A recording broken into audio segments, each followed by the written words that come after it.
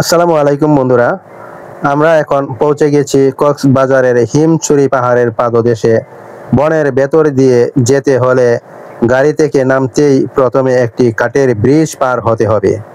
এই ব্রিজের আগে রয়েছে কয়েকটি ছোট ছোট স্টল, যেখানে স্থানীয় পণ্য, পানীয় বা হালকা খাবার পাওয়া যায়। এই কাঠের ব্রিজটি পার হওয়া ছিল এক অসাধারণ অনুভূতি।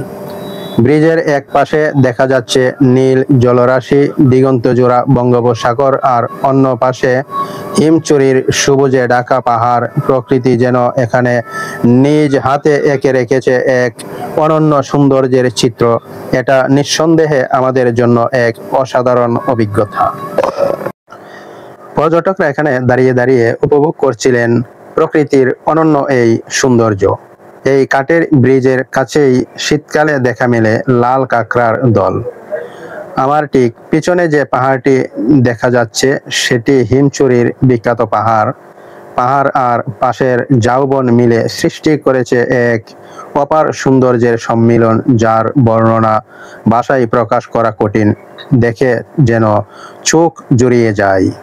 এই ঝাউবনের বুক চিরে চলে গেছে একটি বেশ চওড়া রাস্তা। এই হলো সেই কাঙ্ক্ষিত ঝাউবন, যার সৌন্দর্য সত্যি অতুলনীয়। রাস্তা ধরে হাঁটতে হাঁটতে আমরা পার হলাম ঝাউবনটি, আর তাতে দেখা মিলল 4 চাকার বাইক। আরো কিছু দূর এগোতেই চোখে পড়ল রোমাঞ্চকর প্যারাসিলিং। লোকজন চেয়ারে বসে আরাম করে হেলান দিয়ে এই দৃশ্য উপভোগ করছিল। সব মিলিয়ে এটি একটি স্মরণীয় ও মনোমুগ্ধকর অভিজ্ঞতা।